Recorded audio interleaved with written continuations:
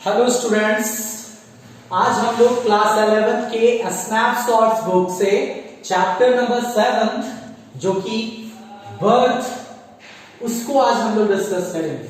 ठीक है, मेनली आज हम लोग समरी पे फोकस करेंगे। ठीक है, और इस वीडियो के बाद हम लोग इस चैप्टर को लाइन बाय लाइन है ना एक्सप्लेन करेंगे, है ना। आज हम लोग सिर्फ समरी देखते हैं। Birth chapter written by AJ chronic, मैं फुल फॉर्म भी बता चुका हूं इसके पिछले क्लास में, और कुछ इंपॉर्टेंट कैरेक्टर्स भी बताया था। मैं थोड़ा सा रिव्यू करता हूं कैरेक्टर्स को ताकि आपको कहानी समझने में आसानी हो, है ना। Number 1 character doctor Andrew Nelson, सबसे important character doctor Andrew Nelson, एक यंग डॉक्टर है। ठीक है, अच्छा, दूसरा कैरेक्टर क्रिस्टीन। क्रिस्टीन कौन है? एंड्रयू नेल्सन की गर्लफ्रेंड, हाँ, इसकी प्रेमिका। ठीक है, तीसरा कैरेक्टर बताए थे जो मॉर्गन। जो मॉर्गन पेशे से क्या है? एक ड्रिलर है ना, जिसके शादी हुए 20 साल हो गए हैं और कोई बच्चा नहीं है ना। फोर्थ कैरेक्टर है मिसेस मॉर्गन। मिसेस मॉर्गन, और स्टोरी में आपको पता चलेगा इनका नाम है सूसन। ठीक है, मिसेस मॉर्गन का नाम क्या है? सूसन। ठीक है, तो ऑब्वियस सी बात है जो मॉर्गन और मिसेस मॉर्गन हस्बैंड वाइफ हैं और दोनों की शादी हुए 20 साल हो चुके हैं और इनका पहला बच्चा होने वाला है, फर्स्ट चाइल्ड होने वाला है। ठीक है, और दो छोटे छोटे कैरेक्टर्स हैं, मिसेस मॉर्गन्स मदर यानी मॉर्गन की मम्मी, है ना, और जो मॉर्गन की सासू मां जो कि लंबी है, 70 साल की बूढ़ी औरत है। और लास्ट कैरेक्टर है एक मिडवाइफ जो कि एक नर्स है। हाँ, मिडवाइफ नर्स है ना, उम्रदराज बोल सकते हो, स्टाउट, मोटी ताजी। तो इतने ही कैरेक्टर्स हैं इस स्टोरी में। तो चलिए अब स्टोरी को स्टार्ट करते हैं, इसके समरी को देखते हैं। ध्यान से देखेंगे समरी को, सुनेंगे, है ना। बहुत सारे क्वेश्चंस जो एग्जाम में आते हैं मैं यहीं पे क्लियर कर दूंगा, है ना, आपको ज्यादा परेशानी भी नहीं होगी। मैं इसको हटा देता हूं। डॉक्टर एंड्रयू नेल्सन, है ना, उसकी गर्लफ्रेंड क्रिस्टीन, जो मॉर्गन जो कि पेशे से क्या है? एक ड्रिलर है, और जो मॉर्गन की वाइफ कौन है? मिसेस मॉर्गन, जिसका नाम सूसन है। दोनों की शादी हुए कितने साल हो गए हैं? 20 साल हो गए हैं, और इनका पहला बच्चा होने वाला है। ठीक है, मिसेस मॉर्गन की मां है जो कि 70 साल की बूढ़ी औरत है, और उनके घर में एक मिडवाइफ भी है, एक नर्स भी है, हाँ, जो बच्चे की डिलीवरी में हेल्प करने के लिए यहाँ पर पहुंची हुई है। चलिए स्टार्ट करते हैं। डॉक्टर एंड्रयू नेल्सन जो है वो अपनी गर्लफ्रेंड क्रिस्टीन से मिलने जाता है। ठीक है, और क्रिस्टीन से मिलने के बाद जब वापस वो अपने घर आता है रात को, तो वो काफी डिसअपॉइंटेड रहता है, बहुत ही निराश हो जाता है।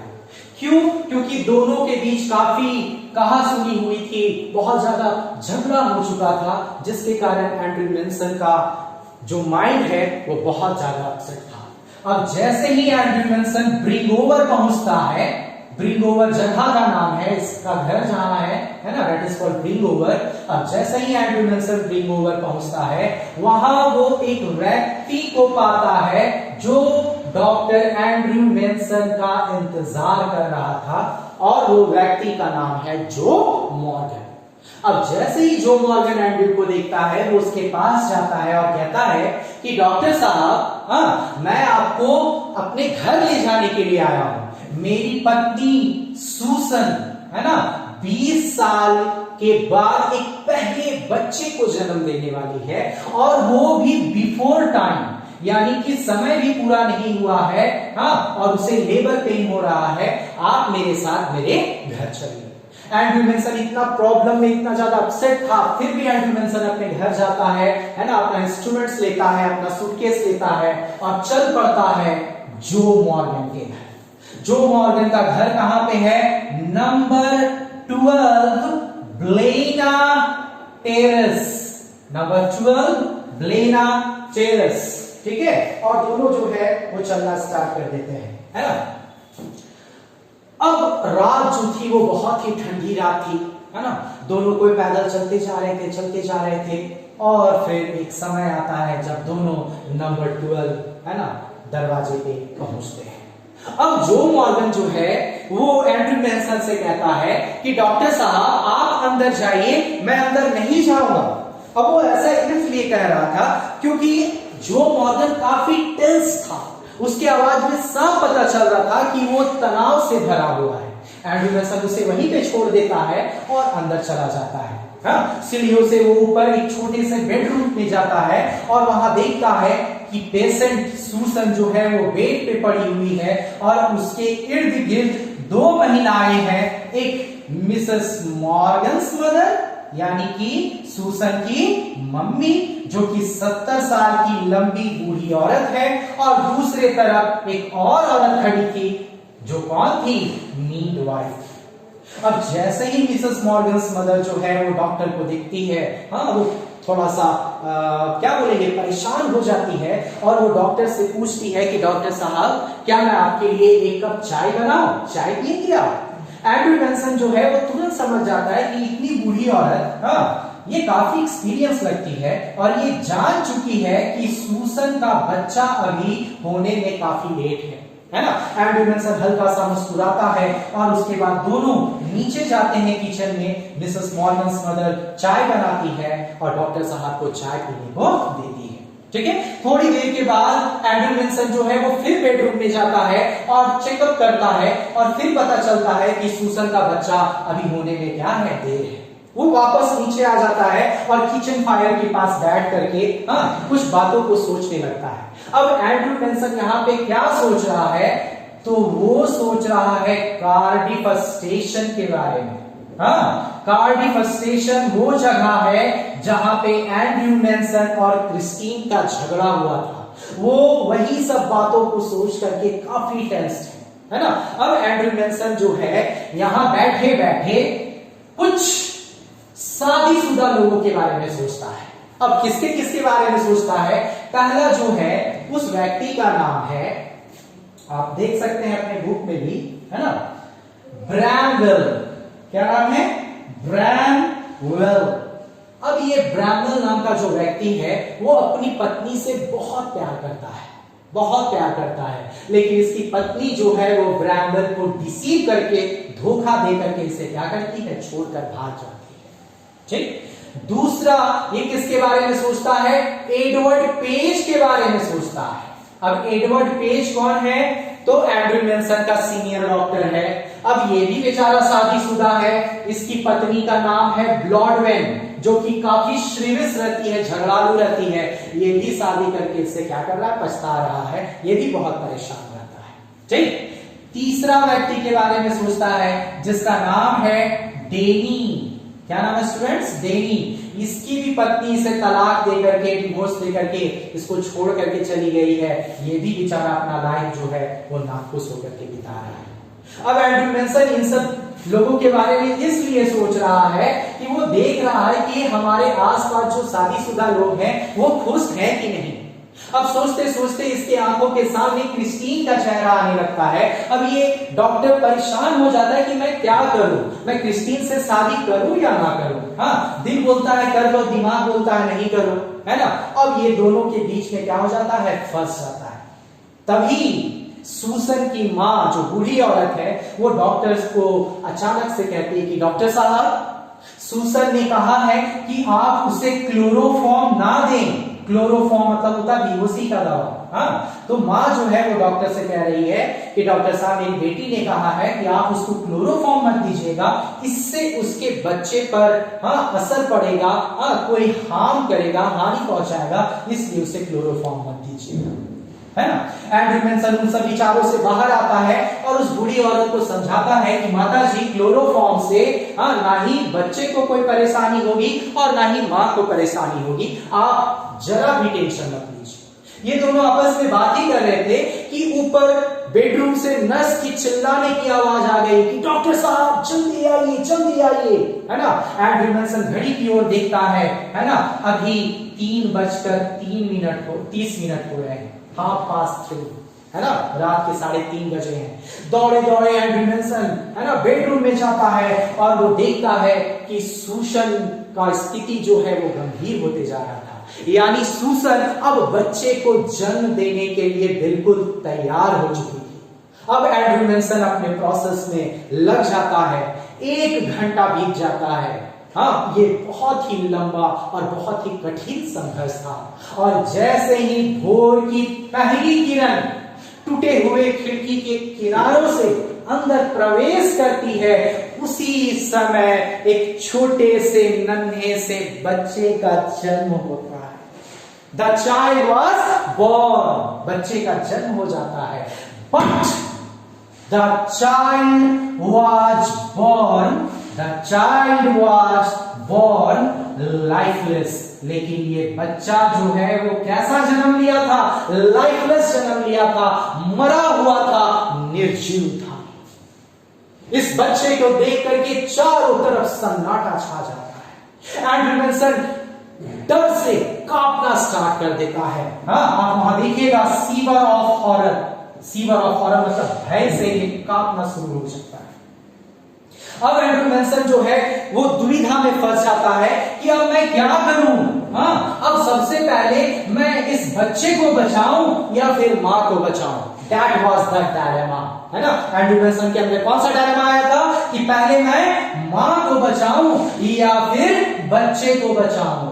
ये डायलेमा इतनी तेज थी कि एंड्रू मेंसन का दिमाग ही काम नहीं कर रहा था। हाँ, वो उठता है और इस छोटे से बच्चे को उठा करके नर्स के हाथों में दे देता है और अपना सारा अटेंशन सबसे पहले मां की तरफ देता है। हाँ, मां को बचाने की कोशिश करता है।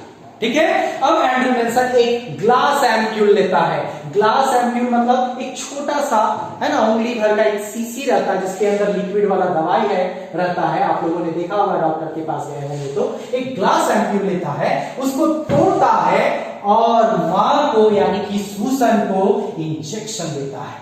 और कुछ मिनट के बाद, प्रयास करने के बाद, सूसन का जो कंडीशन था पहले से अच्छा हो जाता है। उसके अंदर ताकत आने लगती है, स्ट्रेंथ उसका वापस आने लगता है। ये बेहोश है ना, लेकिन अंदर का जो हार्ट बीट है, पल्स रेट है, ये सब चीजें जो है उसमें सुधार आने लगती है ना।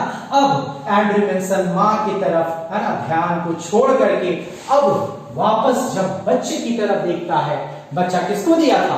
नर्स को दिया था। नर्स जो थी वो खाली हाथ खड़ी थी। ये देख करके एंड्रू मेंसन जोर से बोलता है, वेयर इज द चाइल्ड? बच्चा कहां है? अब ये मिडवाइफ जो है वो एकदम अचानक से एकदम शॉक्ड रह जाती है। क्यों? क्योंकि मिडवाइफ को लगा था कि बच्चा जो है वो लाइफलेस है, मरा हुआ है, इसलिए वो उस बच्चे को बेड के नीचे, है ना, न्यूज़पेपर में लपेट करके क्या की थी? रख दी थी। एंड्रू मेंसन तुरंत नेल डाउन करता है, घुटनों के बल बैठता है, उस बच्चे को निकालता है ना, उसे अपने गोद में लेकर के अच्छे से क्या करने लगा? देखने लगा, ऑब्जर्व करने लगा। तो वो क्या देखता है कि चाइल्ड जो है, वेरी इंपॉर्टेंट, इसका पूरा शरीर सफेद है। जनरली जो बच्चे जन्म लेते हैं, छोटे बच्चे, उनका कलर जो होता है वो पिंक, है ना, थोड़ा सा गुलाबी जैसा रहता है, थोड़ा रेडिश रहता है। लेकिन ये बच्चा का शरीर जो है वो बिल्कुल सफेद था। हाँ, इसके जो भी हाथ पांव थे वो एकदम लग रहे थे जैसे बोनलेस हो, एकदम बिना हड्डी वाला लचीला शरीर था, एकदम सॉफ्ट लग रहा था बच्चा, है ना। और सबसे बड़ी बात कि बच्चे का जो सर जो था, हेड जो था, वो लोल्ड था। लोल्ड मतलब होता है लटका हुआ था। किस पर? नेक पर, है ना, उसके गर्दन पे एकदम लटका हुआ था उस बच्चे का सर। इन सब चीजों को देख करके एंड्रू मेंसन परेशान हो जाता है। और अचानक से, देखते ही देखते, एंड्रू मेंसन को अचानक से याद आता है कि अरे, बच्चा का शरीर बिल्कुल सफेद है और the whiteness meant the child is not dead. तुरंत एंड्रू मेंसन समझ जाता है कि बच्चा का शरीर सफेद है, इसका मतलब बच्चा मरा हुआ नहीं है, बच्चा एक बीमारी से ग्रसित है, जिस बीमारी का नाम है एस्फिक्सिया पैलिडा। क्या नाम है बीमारी का? एस्फिक्सिया पैलिडा। अब ये बीमारी क्या होता है, इसके बारे में थोड़ा सा मैं आप लोगों को बताता हूं। हाँ?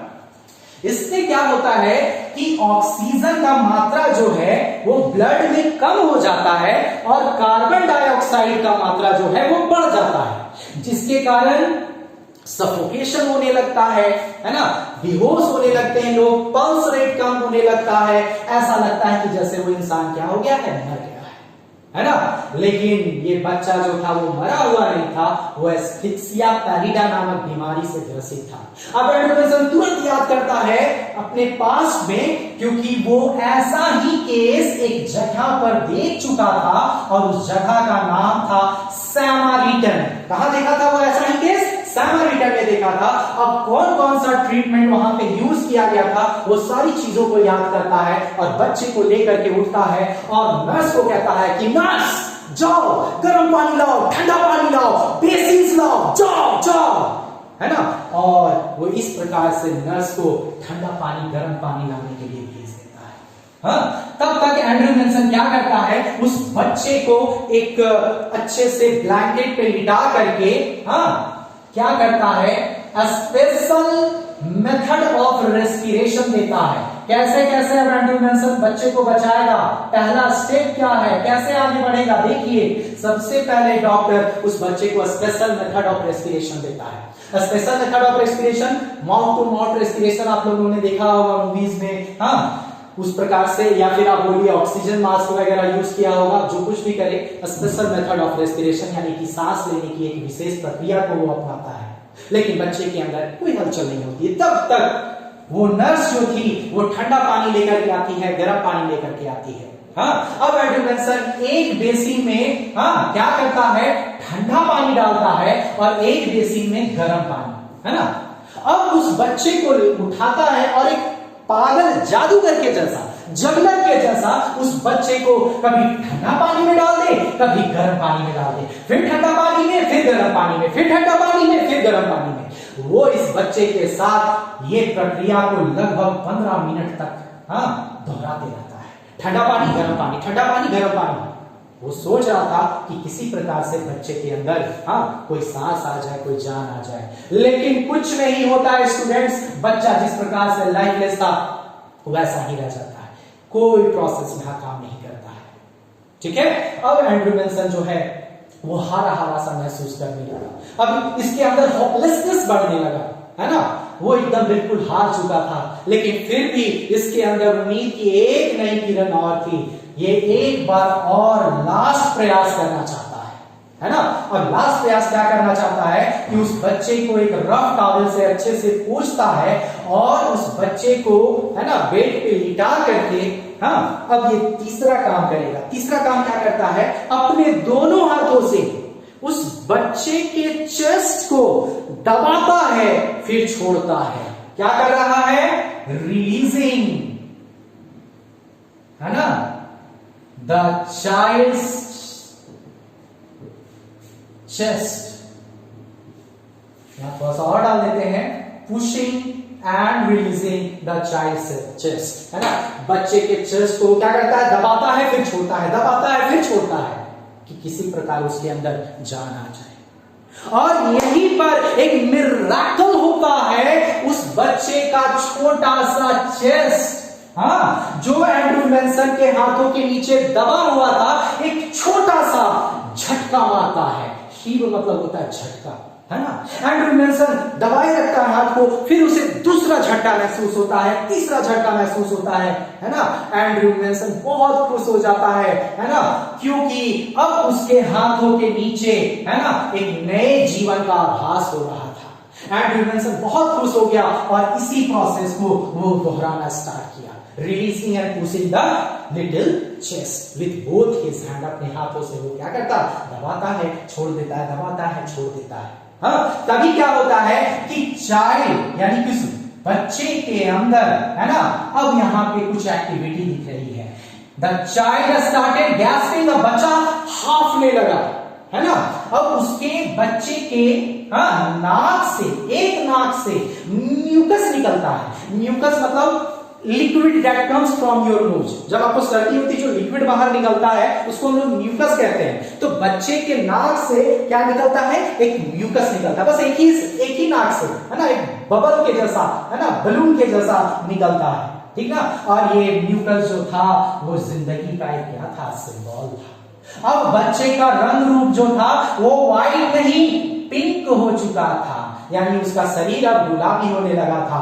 बच्चे का शरीर जो बोनलेस था अब अब बोनलेस नहीं रहा। उस बच्चे का जो नेक उसके गर्दन पे लटका हुआ था, अब है ना, सॉरी, उसका सर जो गर्दन पे लटका हुआ था, अब उसका सर गर्दन पे लटका हुआ नहीं है, बल्कि आप कह सकते हो बच्चा बिल्कुल स्वस्थ हो चुका है। और थोड़ी ही देर के बाद बच्चे की रोने की आवाज आती है, बच्चा रोने लगता है, हाँ, जिस तरह से छोटा बच्चा लगता है। ये देख करके, ये सुन करके चारों तरफ घर में खुशी का माहौल दौड़ उठता है। मीडवाइफ जो है वो खुशी के मारे रोना स्टार्ट कर देती है कि हे गॉड, ये बच्चा फिर से जिंदा हो गया, ये बच्चा जिंदा हो गया, हे फादर इन हेवन। वो अपने भगवान को बहुत धन्यवाद देती है, बच्चा क्या हो गया है, जिंदा हो गया है।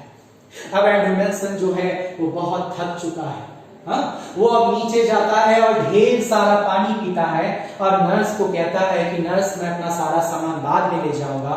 वो अपना कोट पहनता है, हैट पहनता है और घर से बाहर निकल जाता है। अब बाहर में जो मॉर्गन नाम का जो व्यक्ति है ना, सूसन का जो पति है, वो तो इंतजार कर रहा था, किसका, डॉक्टर एंड्रू नेल्सन का, क्योंकि वो तो घर के अंदर गया ही नहीं था, है ना। अब जैसे ही जो मॉर्गन जो है वो डॉक्टर को देखता है, एक उम्मीद भरी, है ना, निगाहों से, है ना, अपना चेहरा बना के डॉक्टर के सामने खड़ा हो जाता है। तो डॉक्टर जो मॉर्गन को कहते हैं कि घबराओ मत जो Morgan, both are all right, both are all right, दोनों बिल्कुल ठीक है, जच्चा भी ठीक है, बच्चा भी ठीक है, माँ भी ठीक है और छोटा बाबू भी ठीक है। जो मॉर्गन बहुत खुश हो जाता है, भागे भागे वो अंदर चला जाता है अपनी पत्नी के पास, अपने बच्चे के पास, है ना।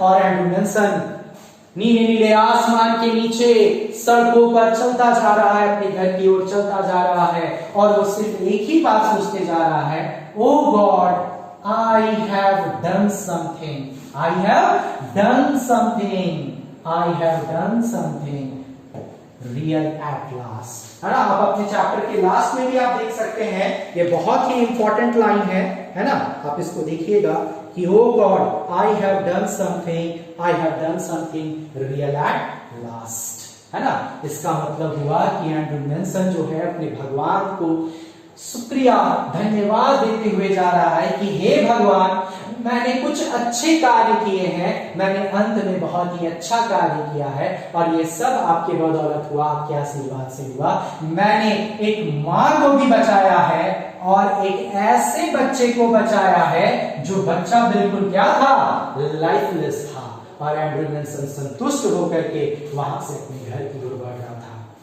आज एंड्रू नेल्सन ने एक माँ को भी बचाया था जो बहुत ही नाजुक स्थिति में जा चुकी थी, और एक छोटे से जन्मे हुए बच्चे को भी बचाता है जो बिल्कुल क्या था, लाइफलेस था।